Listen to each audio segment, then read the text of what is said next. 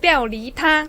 喺今集開始之前，希望各位觀看呢條片嘅朋友或者網友，你哋可以用1至2秒嘅時間嚟到訂閱我哋嘅頻道，作為對我哋嘅支持，等我哋做得更加好。今集我煲嘅湯水，我要慢慢講呢個名稱啊，唔係你哋會話我講粗口。呢個糖水就叫做吊梨湯。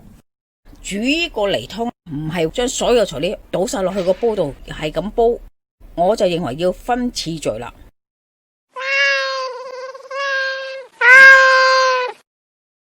阿媽廚房。吊呢個字係老北京固有嘅度量衡，一吊呢就係1壺啦。北京嘅街邊小巷都係用呢個嚟到計算嘅。只要吊梨湯同埋梨園呢又有啲關係嘅喎。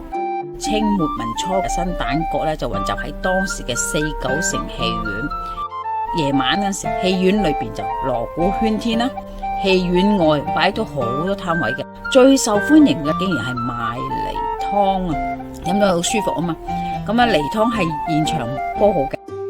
人如果要咁啊，店主就喺陶罐嗰度咧，就滗一啲吊壺裏邊，放喺爐上加熱吊，就即1壺啦。好多謝學仔呢個肥哥哥咧，送咗一個銀耳俾我。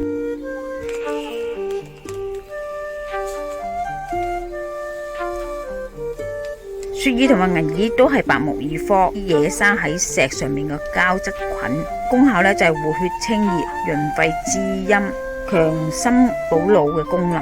銀耳就係雪耳再加工出嚟，就似食雪梨更深嗰個部分，有少少起沙嘅感覺。張州雪耳就係爽口，好似菊花咁大朵，圓揼揼，似食雪糕啊！買雪耳嗰時咧，就要依翻你自己中意食嘅口味去買啦。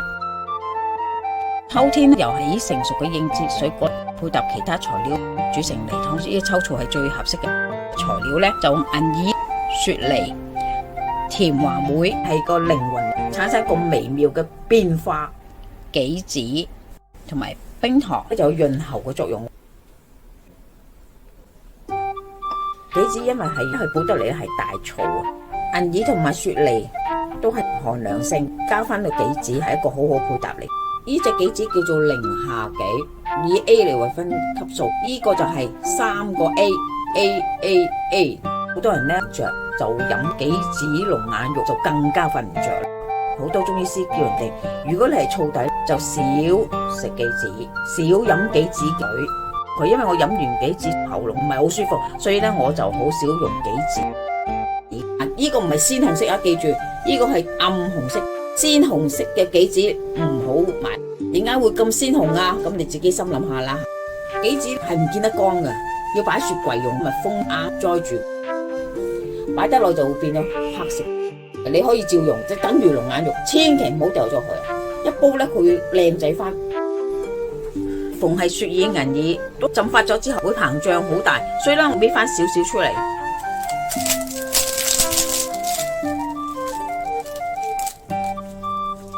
千祈就唔好硬闊肚晒，浸發咗之後唔可以擺太耐嘅，可能會有菌啊。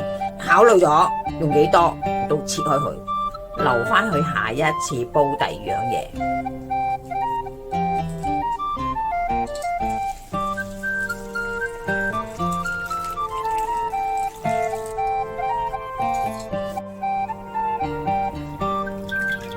浸出嚟嘅水咧係少少金黃色嘅，唔要嘅呢啲水。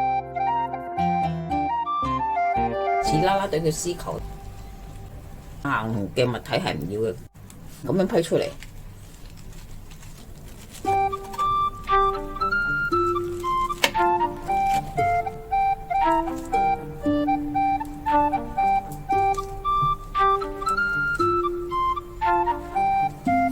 我哋要用啲鹽同個雪梨去沖下涼，因為咧鹽去漬係一流啊嘛。如果唔係咧，用手捽都得嘅。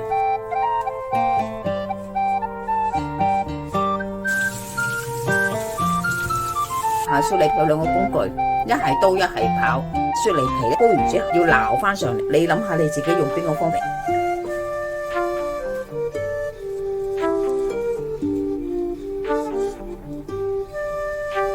用刨批就係咁樣，用刀切就係咁樣。銀耳咧浸軟咗，都係有少少硬硬地，一定要煲軟去食。中火等佢滾咗先，買個雪梨皮，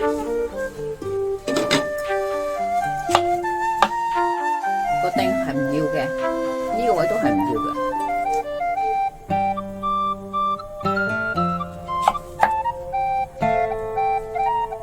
中意食腍嘅你就一早放，中意食爽稍遲放。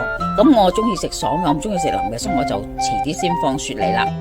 我撈咗啲皮上嚟先，切條狀，咁就拎起咗啦。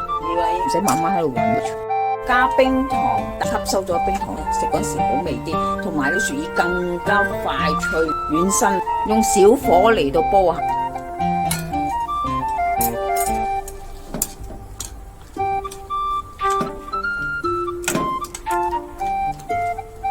當當當，靈魂人物出現了，話梅黃辣，好落落去，用水浸住佢，煲下佢，差唔多好咧，就落杞子，有個層次咁去煲嘅。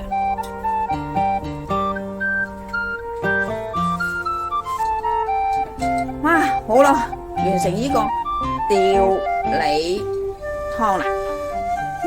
啊，好靚啊！